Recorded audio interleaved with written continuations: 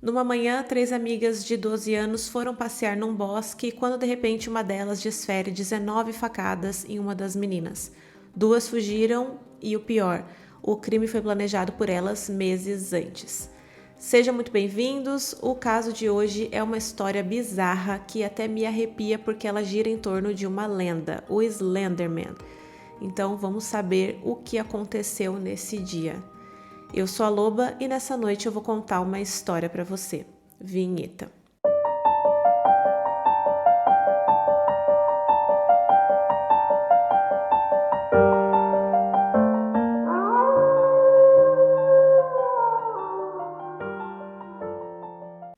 Antes de começar esse vídeo, quero deixar um recado aqui que eu estou tendo que gravar esse vídeo de dia, então vai ter barulho de carro, vai ter obra do lado, então eu vou fazer o meu melhor e também depois vou tentar limpar o máximo para não sair aí para vocês, tá bom? Então já peço desculpa por isso, mas vamos lá.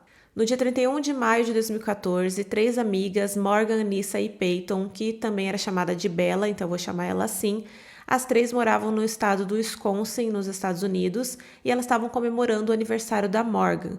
Então, elas foram dormir na casa dela, brincaram, fizeram ali uma festa do pijama, e na manhã seguinte, elas foram passear num bosque que tinha perto da casa da Morgan. Elas estavam brincando de esconde-esconde e a Anissa ficou vigiando, e enquanto a Morgan desferiu 19 facadas na Bella, nos braços, pernas, no tronco, e os golpes acertaram o diafragma, fígado e estômago.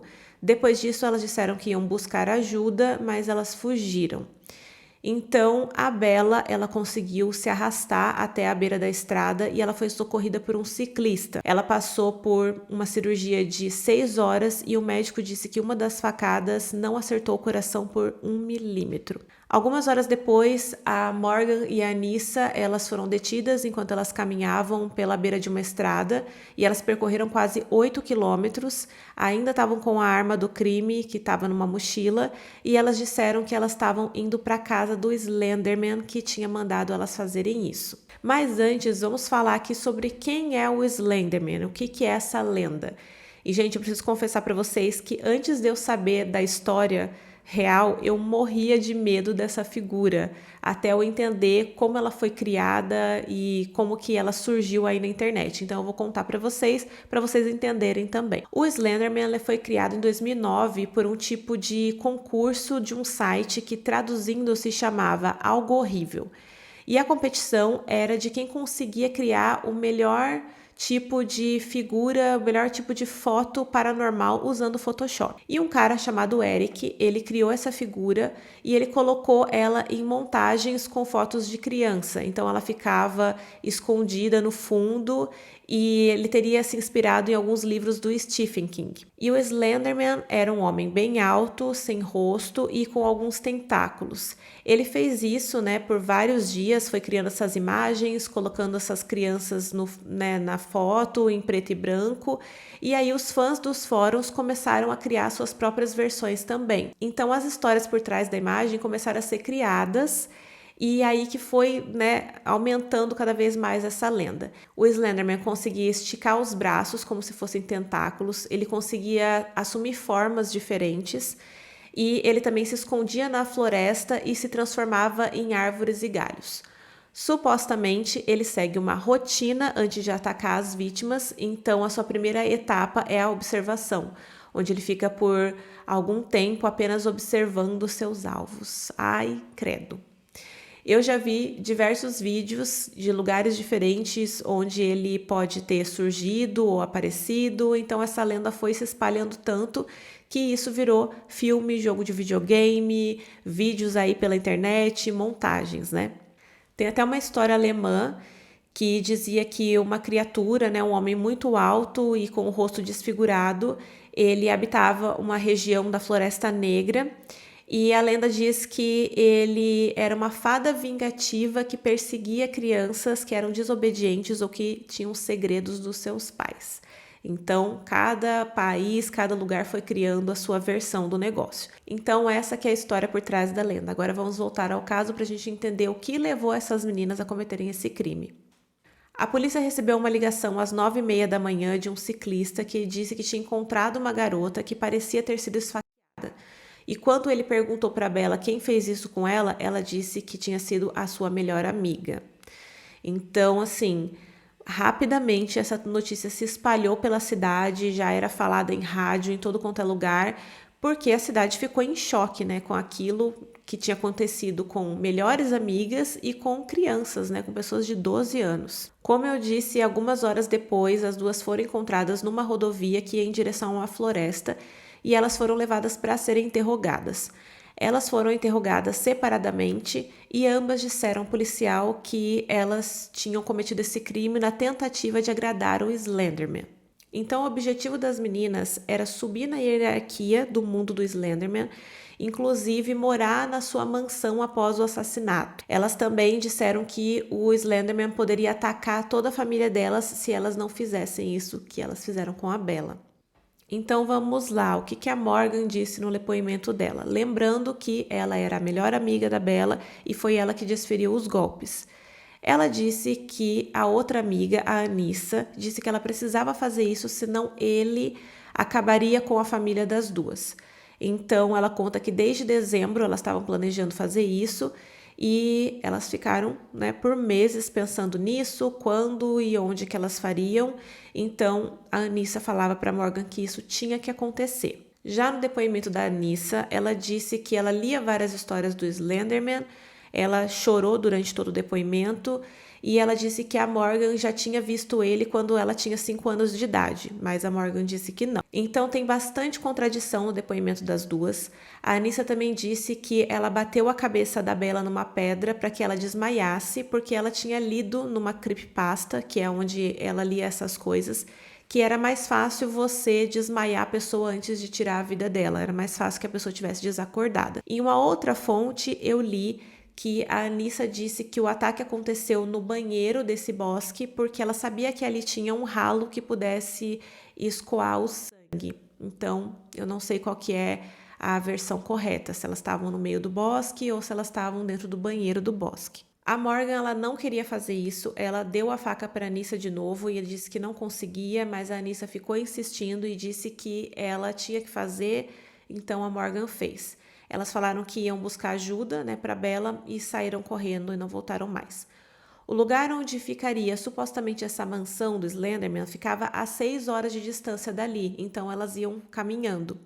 Até que chegou um momento em que a Morgan disse que não estava aguentando mais, que ela queria voltar, que ela queria falar com a mãe dela, mas a Anissa não deixou, disse que se ela voltasse, ela seria executada. E aí o detetive estava ali interrogando a Anissa, perguntando para ela se ela achava que a Morgan era culpada do que ela fez, e ela disse que não, porque quem apresentou a creepypasta foi ela e que se ela não tivesse falado de todas essas coisas, nada disso teria acontecido. Parece que a Morgan já apresentava alguns comportamentos estranhos, a própria mãe dela disse que ela não era muito empática, que ela não conseguia muito se colocar no lugar dos outros.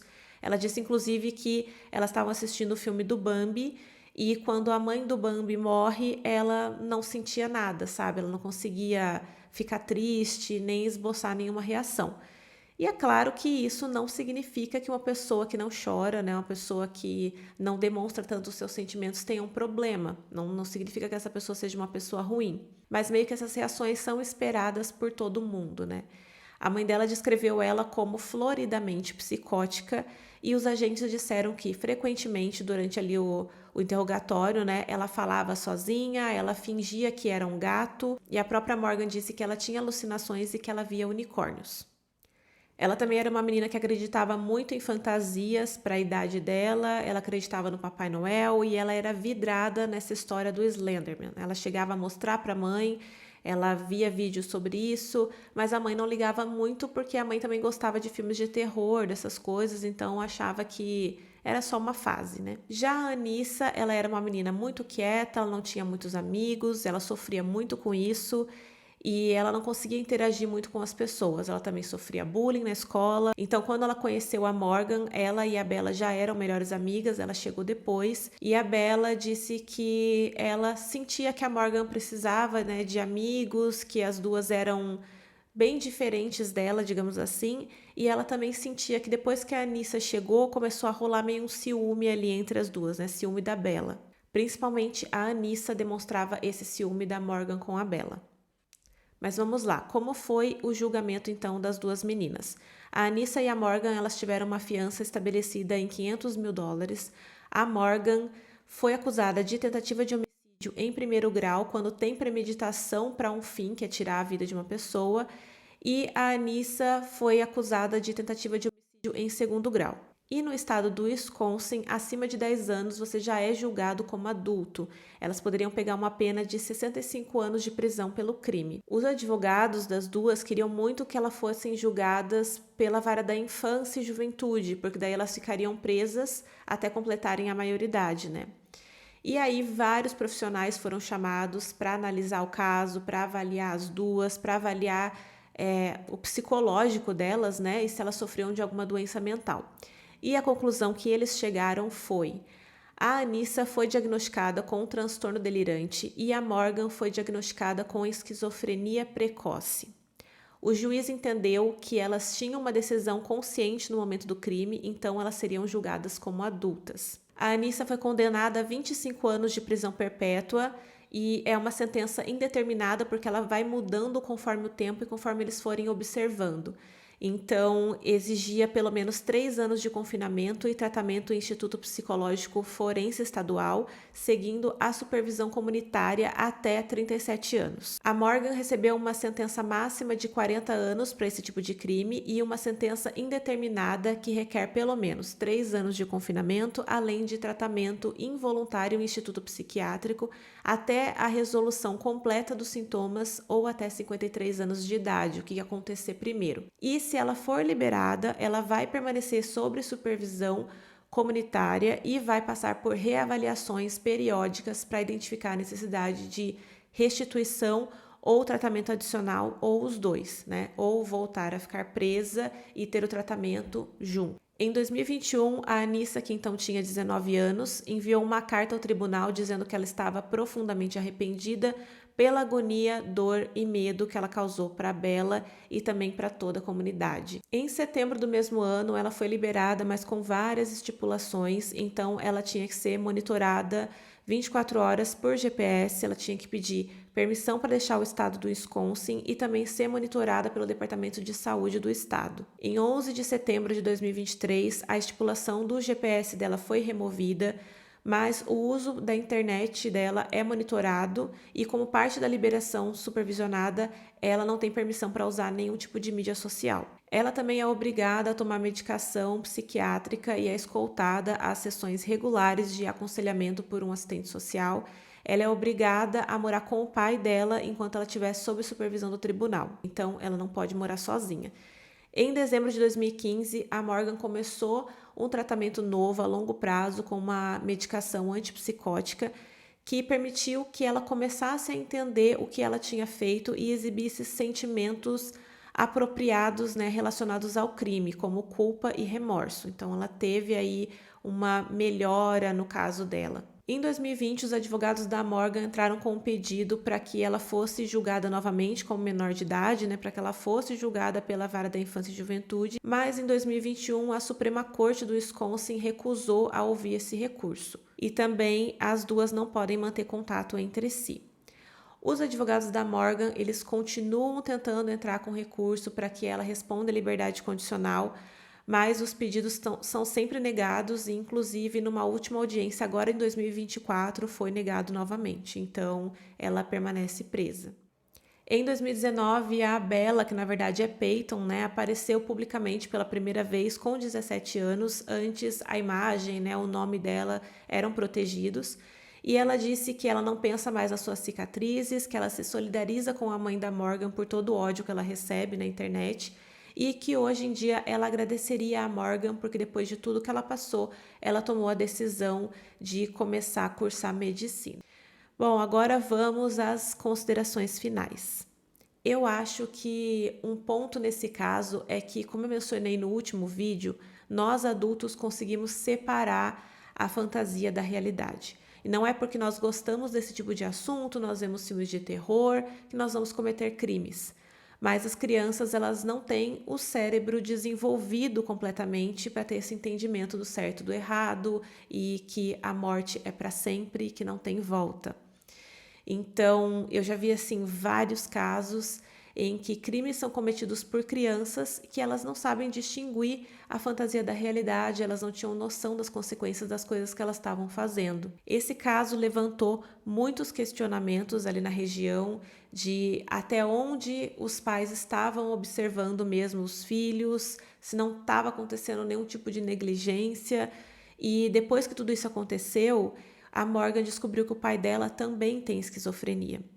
Então isso meio que ficou sendo falado como uma negligência porque eles não quiseram observar os sinais que a filha deles já estava apresentando. Outra questão que eu percebo muito é que nos Estados Unidos parece que eles têm um distanciamento dos filhos. Não estou dizendo aqui que isso foi um motivo para isso ter acontecido, nem que os pais são culpados, né? Longe disso. E eu não sei explicar muito bem, mas assim, eu sempre acompanhei pessoas que foram morar fora, foram morar nos Estados Unidos, foram a trabalho e também, inclusive, foram como au pair, né? Foram como babás. E a cultura deles lá é um pouco menos acolhedora que a nossa, digamos assim. Então eu lembro até de uma menina que eu estava assistindo e ela cuidava de uma menininha bem pequena e ela era americana, né? E ela acordava várias vezes durante a noite e dizia que estava tendo pesadelos. E a mãe dela só mandava ela dormir, não dava muita atenção, sabe? Não conversava, nem nada. Então, meio que a criança ela tem que lidar sozinha com aquilo que está acontecendo na cabeça dela e que ela não entende. E talvez esse distanciamento não deixe os pais perceberem tantas coisas que estão acontecendo com os filhos. E exatamente por eles serem mais reservados, eles acabam se resolvendo sozinhos e não tem tanta abertura, né? Então acabam confundindo as coisas e aí talvez os problemas acabam virando bolas de neve, sabe? E a infância é um momento tão delicado, onde tantas coisas estão acontecendo, tantas coisas estão sendo formadas ali. A personalidade da criança está sendo construída, é uma fase que precisa de muito cuidado, de muita atenção, de um olhar mais atento para poder fornecer para essa criança as ferramentas necessárias para que ela possa se desenvolver, se tornar um adulto mentalmente saudável. Ou para que você possa perceber que tem algo de errado ali e buscar ajuda, né, da forma adequada. Porque especificamente nesse caso, as duas tinham problemas psicológicos que não foram observados. Então, talvez não foi dada tanta atenção como se isso realmente fosse um problema.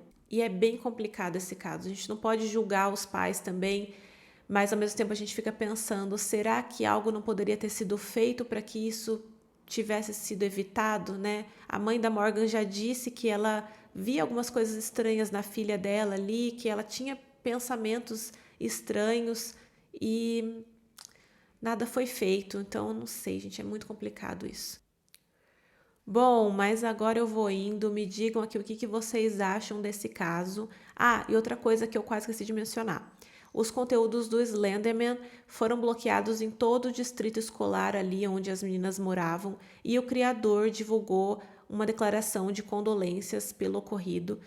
E aí começou uma discussão toda ali na comunidade dessa creepypasta, se as crianças devem acessar esse tipo de conteúdo, se não devem. Uma parte da população acredita que isso tudo pode influenciar, esses conteúdos de terror, né? Pode influenciar no que as crianças pensam e no modo delas agirem. E outra parte da população acredita que isso não tem nada a ver, que isso estimula a criatividade.